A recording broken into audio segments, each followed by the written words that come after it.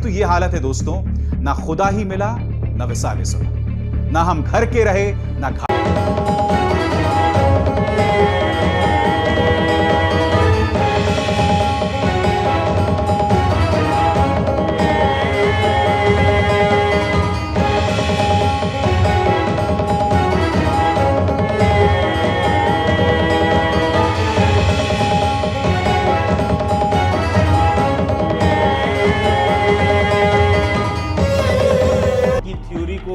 बहुत ज़्यादा बढ़ा चढ़ाकर अगर बताते हुए कोई मिले तो समझिएगा कि इस वक्त खबरों का अकाल है और सरकारों की जवाबदेही पर पर्दा डालने के लिए चीन की थ्योरी सामने लाई गई है।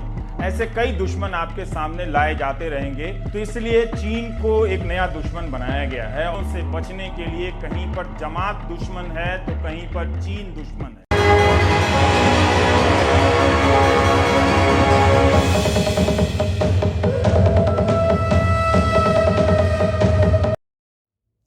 नमस्कार दोस्तों, मैं हूं दिवाकर। ऑरेंज वायर भारत में आपका स्वागत है। वो भारत के विरोध में ये सारे पत्रकार जो नक्सली पत्रकार हैं, जिहादी पत्रकार हैं, क्या बातें करते हैं और चीन के गुणगान में कैसी बातें करते हैं, ये उनके रिपोर्टिंग से दिखता है। यदि देश में कोरोना हो तो ये सारे पत्रकार गिद्धों के झुंड की तरह भारत के खिलाफ प्रचार प्रसार में लग जाता है। फाइजर और अन्य विदेशी कंपनियों की तरफदारी करता है ताकि भारत के हित पे आघात हो सके और चीन के साथ खड़ा रहता है। गलवान का युद्ध हो या किसान आंदोलन हो, इन सारे पत्रकारों को जो पैसे दिए जाते हैं चीन के द्वारा, वो इसी काम के लिए दिए जाते थे। और अब ये रेड से, FIR से और इन मीडिया में आई रिपोर्ट से ये स्पष्ट हो चुका है कि ये कितने बड़े देश के दुश्मन हैं। जॉर्ज सोरोस से लेके और निवेल सिंघम तक हर लोगों से इन्हें केवल पैसे चाहिए। पैसे के बदले देश को बेचना, देश की संस्कृति के खिलाफ, देश के खिलाफ काम करना, यही इनका नियति है, यही इनका पेशा है। ये बड़ा ही जघन्य अपराध है। ये ऐसा अपराध है जो बाहर से अपराध जैसा नहीं दिखता है। आम लोगों को ये भ्रम के जाल में फंसा के रखते हैं और उसके मृत्यु की तैयारी साथ में करते हैं। इसलिए यह अपराध और भी खतरनाक है। ये मीडिया वॉर का जयचंद है। किसी भी देश में सत्ता परिवर्तन करने का ये उपकरण मात्र है। ये फोर्ड फाउंडेशन और रॉकफेलर फाउंडेशन जैसे लोग इन खरीदे हुए चाइनीज दलाल पत्रकारों को मैग्सेसे से अवार्ड देते हैं। फोर्ड फाउंडेशन कौन है? रॉकफेलर संस्थान कौन है? ये सब अमेरिकी थिंक टैंक का हिस्सा है। फोर्ड फाउंडेशन का सदैव ही अध्यक्ष जो होता है, हेड जो होता है, वो किसी CIA का कोई रिटायर्ड ऑफिसर होता है। CIA भारत अमेरिका की जो CIA है, उसकी स्थापना ही रॉकफेलर के सिद्धांतों से हुआ है। रॉकफेलर के लोगों ने किया था। इसीलिए ये किसी भी देश में ऐसे दुश्मन पत्रकार जब पाए जाते हैं, ये अमेरिका के, चीन के ऐसे महाशक्तियों के राजनीतिक लाभ के लिए काम करते हैं, वहाँ के सत्ता परिवर्तन में सहयोगी की भूमिका निभाते हैं। इसलिए इनके महिमा मंडल के लिए इनको मैग्सेसे अवार्ड जैसे अवार्ड से नवाजा जाता है और इनका खूब प्रचार प्रसार किया जाता है। मतलब अपराधियों को एक सामाजिक ग्लोरिफिकेशन, उसकी महिमा मंडन करने का एक तरीका है ये मैग्सेसे अवार्ड जैसी चीज़ें। और ये सब हिस्सा है इसी चीनी दलाल पत्रकारिता के जंजाल का। कभी इसमें अमेरिका आ जाता है, कभी चीन आ जाता है। बट मुख्य बात यह है कि ये सारे पत्रकार देशद्रोही हैं, भारत के दुश्मन हैं।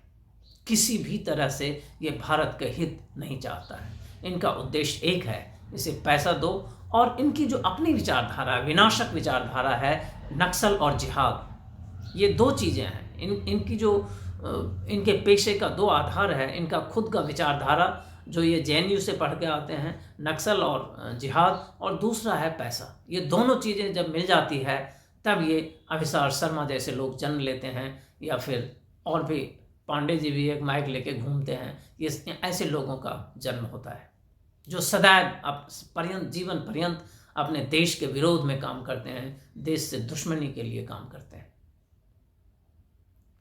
आज जब इन दुश्मनों पे कानून का प्रहार हुआ है तो आप देखिए इनकी सहायता कहाँ कहाँ से आ रही है। पाकिस्तान का एक मंत्री है फवाद चौधरी, उसको पत्रकारिता से क्या लेना देना।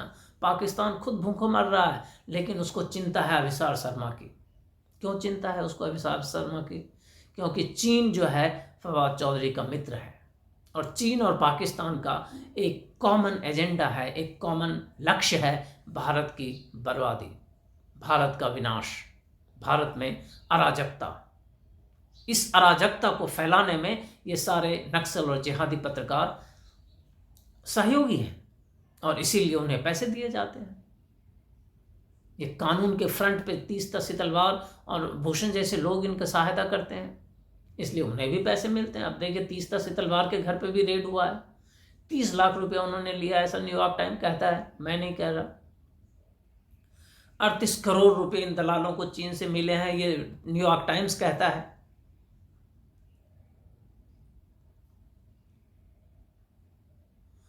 और जब आज इनकी बिलबिलाहट देखिए, आज जब इनके ऊपर कानून का शिकंजा कसा है, तो Rajdeep Sardesai, press club of India, editor guild of India, ये सारे लोग कहाँ मर जाते हैं जब मनीष कश्यप जैसे निर्दोष और गरीब पिछड़े हुए एक साधारण पत्रकार के ऊपर तंत्र का हमला होता है। स्टालिन परिवार हमला करता है, और लालू यादव और नीतीश कुमार हमला करता है, और उसे NSA लगा के जेल भेज देता है, क्योंकि वो एक सत्य रिपोर्ट कर रहा है। कोई घटना हुई है तमिलनाडु में, बिहारियों के साथ कोई दुर्व्यवहार हुआ है, अन्याय हुआ है, उसको वो रिपोर्ट कर रहा है, इसलिए उसे जेल में डाल दिया जाता है। लेकिन जो खुलेआम देश में विद्रोह की स्थिति पैदा करना चाहता है, अराजकता लाना चाहता है, और रात दिन इस देश के खिलाफ काम करता है, जब उस पर हमले होते हैं तो इसे प्रेस की आज़ादी के हमले बता रहा है। ये प्रेस की आज़ादी उस समय कहाँ थी? राजदीप सरदेसाई जब 14 लोगों की लिस्ट कांग्रेस ने जारी की और कहा कि ये अछूत पत्रकार हैं, इनके यहाँ हम इंटरव्यू नहीं देने जाएंगे, तब कहाँ थी? तब ये एडिटर गिल्ड ऑफ इंडिया की मुस्तफ़ा कहाँ थी, जो नक्सल और जिहाद के विचारों से ओतप्रोत है? तब तो उनकी चिट्ठी नहीं आई। प्रेस क्लब ऑफ इंडिया कहाँ था तब?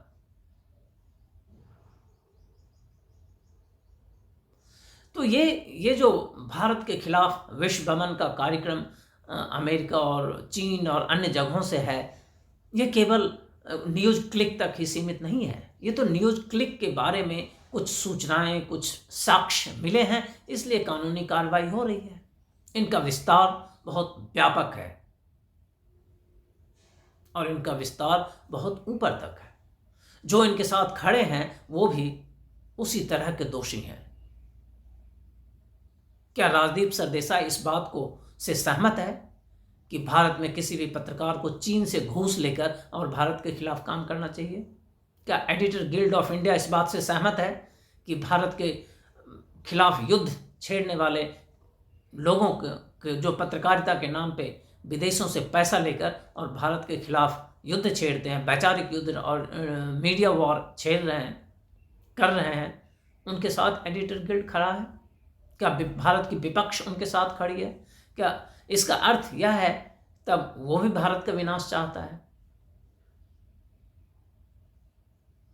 इसलिए जो भी इनके साथ खड़े हैं कहीं न कहीं वो इनके साथ हैं, भले ही वो पीछे पर्दे के पीछे से हों, उनके खिलाफ साक्ष्य नहीं हो। उनकी भी मंशा वही है, देश में अराजकता पैदा होना, ताकि वो जिस तरह की सरकार चाहते हैं वैसी सरकार बने, वो हिंदुओं का विनाश जिस तरह से चाहते हैं उस तरह से हो, ताकि सोरोस जैसा चाहता है कि 2-4 बिलियन डॉलर डाल के हम किसी भी देश की सत्ता में परिवर्तन करने का आनंद उठा सकें।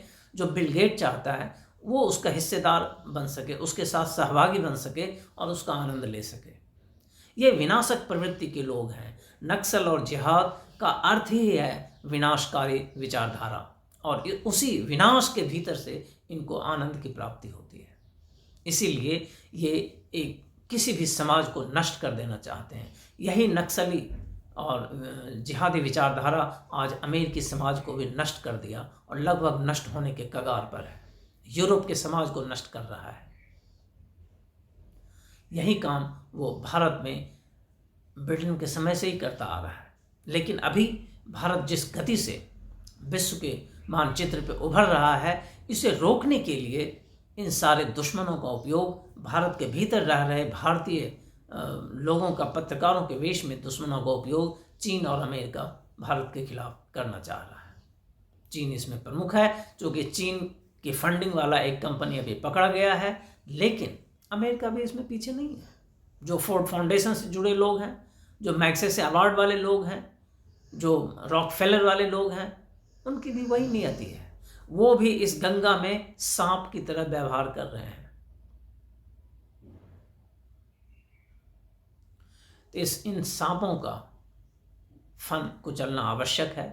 इन देश के दुश्मनों के बारे में हमें जानकारी हो और हम इसका प्रतिकार करें, यह अति आवश्यक है। यदि हमें इस देश को आगे ले जाना है, आगे बढ़ाना है, और तो हमें नक्सलियों और जिहादियों के विनाशक विचारधारा से इसे अक्षुण्ण रखना होगा, इसे बचा के रखना होगा।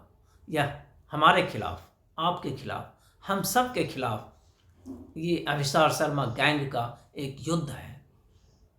इसलिए कम से कम हम अपनी जागरूकता के साथ इस युद्ध का प्रतिकार करें, और इसके साथ ये जो इनके ऊपर अटैक हुआ है, कानूनी कार्रवाई हुई है, अटैक नहीं, कानूनी कार्रवाई हुई है, इसके साथ हम बने रहें। इस अंक में इतना ही। धन्यवाद दोस्तों।